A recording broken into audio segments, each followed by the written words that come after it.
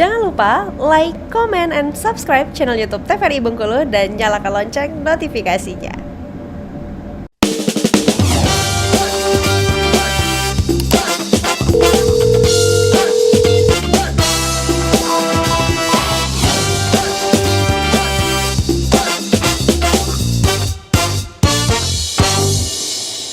Oke, baik pemirsa, terima kasih Anda kembali menyaksikan Dokter Kito. Sebelum kita lanjutkan ke materi, kita sapa terlebih dahulu Dokter Else yang sudah hadir di tengah-tengah kita pada hari ini. Dokter Else, apa kabar?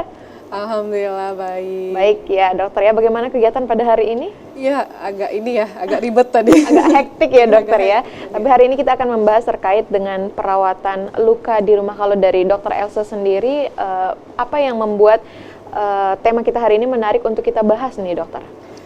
Menarik ya, karena biasanya yang datang ke puskesmas itu sebenarnya itu adalah luka yang sederhana, luka lecet ya. Kita bukan bilangnya yang luka robek, yang butuh penjahitan, bukan. Sementara penanganan di rumah yang awal biasanya sering salah. Sering salah kenapa? Misalnya anaknya luka lecet, terus dikasihlah sama ibunya tumbukan-tumbukan daun seperti itu ya. Padahal itu adalah yang tidak boleh dilakukan. Yang seharusnya dilakukan cukup untuk bilas dengan yang seperti Dokter Putri tadi bilangnya, dengan air mengalir, dengan sabun antiseptik seperti itu ya, itu sudah cukup membantu di penanganan awal di rumah. Kalau nambah yang daun-daun yang ditumbuk terus ditempelkan di situ, takutnya nanti akan memperparah atau menambah infeksi seperti itu. Karena kita nggak tahu ya daunnya apakah sudah sangat bersih, apakah daunnya memang fungsinya sebagai untuk penyembuhan luka. Nah, nanti akan bertolak belakang, nanti akan memperlambat penyembuhan lukanya. Kalau nanti ditambah lagi infeksi tambahan dari luar yang seharusnya yang tadinya nggak ada infeksi tambahan, tapi karena daun-daunan itu ada infeksi tambahan.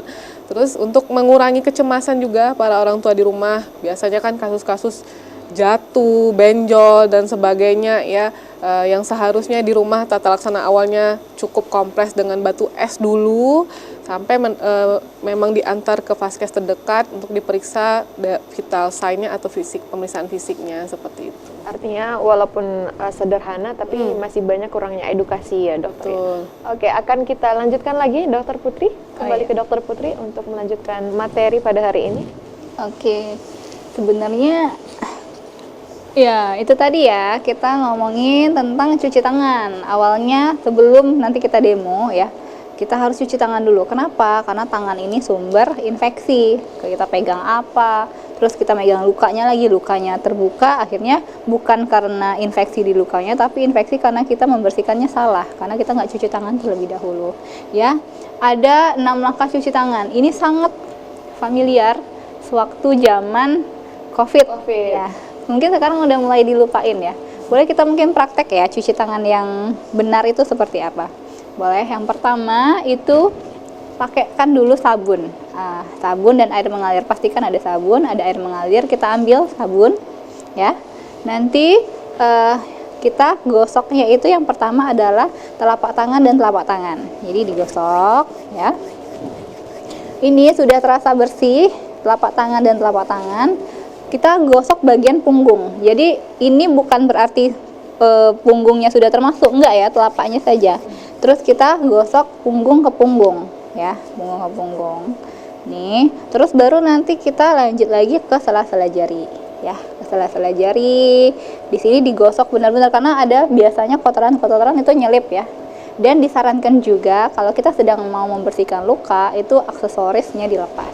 Jam dilepas, cincin, gelang itu dilepas ya, karena siapa tahu ada bakteri yang nyangkut di situ. Terus nanti yang keempat langkahnya adalah punggung jari. Jadi gini, antara tangan kanan dan tangan kiri itu saling mengunci untuk kita ngebersihin di ujung-ujung jari kita di sini itu kita bersihkan ya. Oke. Terus nanti jempol nih di sini, jempol kanan, jempol kiri, kemudian baru kita bentuk tangan kita, jari kita menguncup, kemudian kita taruh di sini untuk membersihkan ujung-ujung dari kuku kita. Gini. Pemirsa boleh ikutin ya di rumah ya. Oke. Nah, nanti kalau sudah semua bagian dari tangan kita itu sudah bersih, kita cuci pakai air mengalir. terus nanti kita lap pakai kain atau pakai tisu. Baru kita bisa melakukan tindakan ataupun perawatan luka di rumah ya. Lebih baik kalau ada handscoon atau sarung tangan. Sarung tangan yang biasanya dari plastik itu direkomendasikan atau disarankan untuk dipakai sebelum kita ngebersihin luka. Begitu ya. Nah, ini tadi prosesnya itu selama 20 detik ya. Jadi jangan 1 detik terus udah gitu, 5 detik terus udah, pokoknya udah semuanya gitu, enggak. Jadi 20 detik pakai sabun dan nanti dikeringkan tangannya, oke? Mungkin kita langsung lanjut ya ke penanganan luka. Nah, ini kita akan demo penanganan lukanya seperti apa. Mungkin kita bisa langsung demo ya Dr. Elsa ya. Oke. Sudah disediakan ya Sudah alat dan disiapkan. bahan untuk penanganan luka berdarah. Yep. Boleh dok, Dr. Elsa dok? Siapa yang jadi pasiennya? Boleh Helda jadi pasien? Boleh. Ya, jadi sebenarnya kalau di rumah sih seharusnya di rumah itu ada kayak kotak P3K seperti ini ya. Nggak banyak-banyak sih alatnya. Yang penting dia membantu untuk proses pembalutan luka di awal ya. Kalau yang pertama itu mungkin udah familiar ya, yang seharusnya ada di kotak P3K sederhana gitu. Yang pertama ada betadine ya. Terus ada gunting nanti untuk motong plesternya, untuk motong kasanya seperti ya itu ya. Ini ada handscoon juga, terus ada plester ya, ini untuk plesternya. Terus ini ada kasa, ini kalau yang berbungkus seperti ini yang namanya kasa steril, yang memang dianjurkan untuk standby di rumah ya, karena dia kan udah terbungkus nih, jadi tingkat dianya terkontaminasi dengan bakteri seperti itu lebih minimal seperti itu ya. Ini kasa sterilnya, mungkin bisa dipinggir dulu ya ini ya. Nah ini sebenarnya wajib nggak wajib sih, tapi kalau misalnya di puskesmas atau fasilitas kesehatan biasanya kami pakai ini. Ini kan kayak cairan infus ya. Memang betul ini cairan infus. Jadi ini adalah cairan steril ibaratnya. Cairan steril. Kalau mau standby di rumah boleh juga. Biasanya yang dipakai adalah cairan NaCl. Biasanya ya cairan NaCl ini untuk membersihkan lukanya atau untuk untuk membasuh lukanya seperti itu ya dengan air steril ini. Tapi kalau emang nggak bisa di standby-kan di rumah, bisa pakai air bersih yang mengalir dengan sabun antiseptik tadi ya, seperti itu.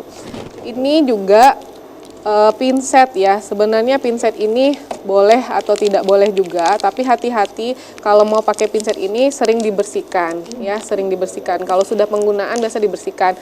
Ini maksudnya fungsinya misalnya kalau nanti luka di rumah, kalau misalnya tusuk duri atau tusuk benda asing yang masih bisa diambil di rumah, ini salah satu fungsinya seperti itu ya. Ini itu harus steril ya dokter ya? Ya, jadi kalau misalnya setiap sudah digunakan harusnya langsung dibersihkan biar nggak lupa nantinya ya. Ini yang pinsetnya. Terus selanjutnya ada salep antibiotik ya. Jadi ini salep antibiotik seperti itu ya. Nanti sengaja sih saya tutup mereknya ya. Jadi pemirsa TV di rumah bisa langsung tanya aja ke apotik salep-salep antibiotik ya. Ini sebenarnya penanganan awal untuk luka lecet ya, luka lecet seperti itu. Nah, ini kotak P3K-nya. Boleh. Jadi gimana saya yang pindah? Boleh. Boleh dokter Elsa di sini dok. Di sini ya. Oke, berarti dokter Pusan bantu saya, dokter Putri bantu saya ya. Iya. Oke. Yang mana yang luka? Bukan hatinya ya dokter ya? Oh iya, tapi sulit ya tangannya. kalau Sulit hati ya. penyembuhannya. Oke, kita nggak ada lipstick atau apa ya? Kita anggap ada ya? Oh, boleh dong. Jadi kan kita kayak, waduh. Oh iya, lucu sekali Lucu ya sekali. dokter ya. Kita anggap ya, nggak apa-apa ya dok. Iya, Saya iya. oles di sini dikit ya. Itu bukan untuk dipakai juga. Oh iya, ini misalnya kita anggap ini luka ya, lukanya di sini. Jadi lukanya di sini. Misalnya kita anggap ini luka lecet yang bisa dibilang perdarahannya tidak begitu aktif, tapi sudah ada cairan darahnya ya, tidak terlalu dalam. Jadi untuk ibu-ibu, mama-mama di rumah bisa nih dipakai di sini ya. Terus kita lihat dulu lukanya ya, kita lihat dulu lukanya. Tadi kan sudah diberitahu sama Dokter Putri macam-macam luka, jenis-jenis luka. Kita anggap ini sementara adalah luka lecet ya. Luka lecet. Tindakan yang pertama yang sebagai penolongnya, kita anggap Mbak Helda ini anaknya ya, anaknya. Yang pertama yang harus dilakukan untuk yang mau menangani lukanya adalah cuci tangan. Tadi ya, cuci tangan dengan 6 langkah tadi, dengan usahakan dengan air mengalir, air bersih mengalir, dan juga menggunakan sabun seperti itu ya. Terus selanjutnya kita gunakan handscoon. Nah, ini handscoon ya. Tapi sih kalau biasanya kalau di rumah kan kita sama-sama keluarga ya.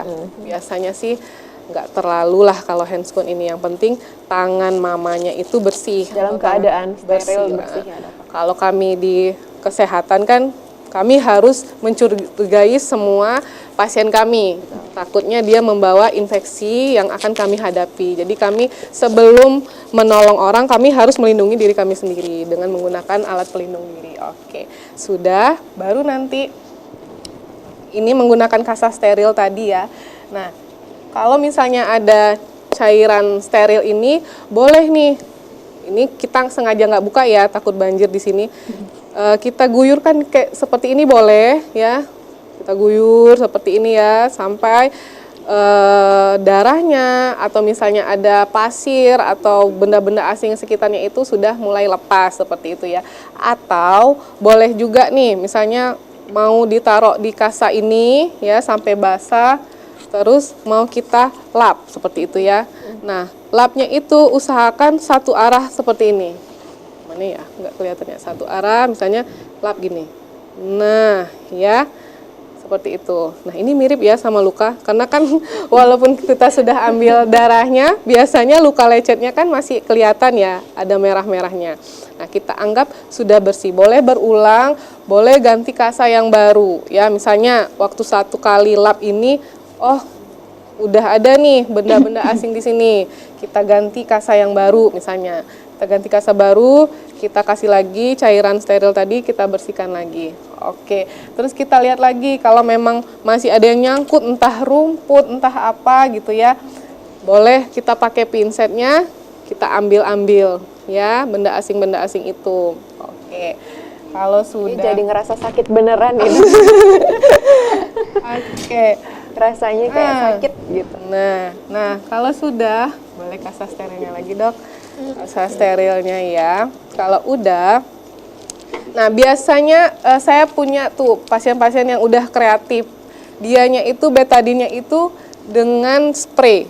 Jadi dimasukkannya ke botol spray ya, betadin ini. Jadi kalau ada yang luka di rumah, dia pakai bersih ini. Jadi nanti betadinnya di spraynya aja. Semprot gitu ya, itu juga boleh. Itu salah satu ibu-ibu yang kreatif di rumah ya. Nah, kalau saya sih belum kreatif ya, di rumah masih betadin yang manual seperti ini. Nah, boleh. Sudah, kita udah pastikan bersih, tidak ada benda-benda asing yang nyangkut lagi di lukanya itu ya. Tidak ada tanda-tanda yang lain. Nah, ini betadinnya boleh ditaruh di kasa steril seperti ini. Boleh. Atau mau langsung diteteskan di sini juga boleh ya. Ini kita takut melebar-melebar kemana-mana, jadi misalnya kita taruh di sini, nah, lalu baru kita usap. Aduh, pedih. Aduh, Kayak gitu ya pemirsa di rumah ya, anaknya rewel biasanya. Menjiwai ya. Menjiwai sekali. Oke, nah seperti ini ya, kita tap-tapkan seperti ini boleh, atau mau lingkaran, boleh juga mengusapnya lingkaran dari dalam keluar gitu boleh. Usahakan dianya memang agak luas dari lukanya ya, misalnya 1 cm kiri diameternya ya dari lukanya ya. Jangan pelit-pelit lah, maksudnya jangan cuma di sekitar lukanya aja seperti itu. Apa ada alasan tertentu, dokter? Iya, kita membentengi daerah yang dekat dengan luka ini supaya infeksi yang di sini juga ikut terhindari seperti itu. Baik. Ya. Oke. Kalau sudah, nah boleh, belum dibuka ya dok. Kita pakai salep ya, salep antibiotik. Nah kita pakai salep antibiotiknya, kita pakai beneran ya Mbak Helda ya, nggak apa-apa ya. Itu oke dokter. Nah, kita udah tadi ya, udah kita bersihkan, udah kita kasih betadine, terus boleh kita oleskan salep antibiotik di atas lukanya itu. Langsung ditimpa salep. Boleh. Ya, betadine tadi timpa dengan salep antibiotik seperti ini. Nah, baru nanti kita lebarkan seperti itu ya. Mau pakai tangan, mau itu boleh. Karena kan tadi kita udah meyakininya bersih ya. Nah, salep antibiotik seperti ini ya. Ini sama fungsinya kayak obat antibiotik ya, untuk mencegah infeksi ya. Untuk mencegah adanya infeksi. Oke. Lalu sebetulnya kalau lukanya itu bersih, maksudnya lukanya yang tidak terlalu dalam, nggak yang membutuh penjahitan, sebenarnya boleh dibiarkan, maksudnya tidak ditutup ya, asalkan dengan catatan memang pasiennya itu tidak mempunyai kegiatan yang di outdoor, maksudnya ya. Maksudnya misalnya kalau si Mbak Heldanya nanti pekerjaannya di outdoor, mungkin ada resiko terkena debu yang tinggi, terkena pasir, seperti itu ya, takutnya nanti masuk. Jadi disarankan untuk ditutup ya. Jadi boleh kasanya. Nah, ya dikasa seperti itu. Jadi kalau misalnya kan, Pak, ini saya tutup ya. Nanti kalau Bapak sudah di rumah, boleh nanti dibuka kembali. Sambil nanti dokternya boleh dicatat. Biasanya sih saya catat. Karena kayaknya kebiasaan orang-orang kita itu lupa. Udah dijelasin nih, udah tanya jawab, udah ngerti Bu, udah, taunya nyampe rumah lupa lagi. Jadi biasanya saya kasih catatan langkah-langkah perawatan luka atau pemeriksaan luka. Saya catat yang kayak kita demo hari ini gitu ya. Ini saya tutup ya Pak ya, biasanya ditutup seperti ini ya. Nanti dikasih plester. Nah, plester ini sih tergantung seni dari dokternya masing-masing seperti itu ya. Nah, boleh kayak gini. Nah, yang penting dianya itu tertutup ya dan tidak lepas. Nah, Tapi katanya terkait dengan penutupan luka ini, dokter banyak yang bilang juga jangan ditutup ya dokter, supaya tidak busuk katanya. ya takutnya nanti basah. Nah, kalau dianya basah, takutnya nanti dia lembab. Kuman-kuman itu dianya sangat suka di tempat yang lembab, apalagi luka ini ya. Luka ini kan dia kalau lembab nanti akan ada inflamasi dan sebagainya. Dia mengundang kuman-kuman itu untuk berkumpul. Dia sangat suka di tempat lembab seperti itu. Tapi kecuali itu luka lecet ya. Kalau dianya lukanya luka robek yang butuh tindakan penjahitan, dia memang harus ditutup dan tidak boleh basah seperti itu. Kalau luka lecet ini makanya harus edukasi sama pasiennya untuk bisa melakukan perawatan luka atau pembersihan luka yang berulang di rumah. Karena dianya boleh basah seperti itu ya, dan bisa dilakukan. Maksudnya ini kan adalah sederhana bisa dilakukan di rumah. Jadi harapannya pasiennya bisa membersihkan di rumah sendiri. Oke, pemirsa, ini hasil demo kita hari ini nih. Saya beneran ngerasa seperti sakit nih dokter ya. Oke pemirsa, akan kita lanjutkan lagi setelah jeda pariwara berikut ini. Jangan kemana-mana, tetap saksikan Dokter Kito bersama Kita Sehat.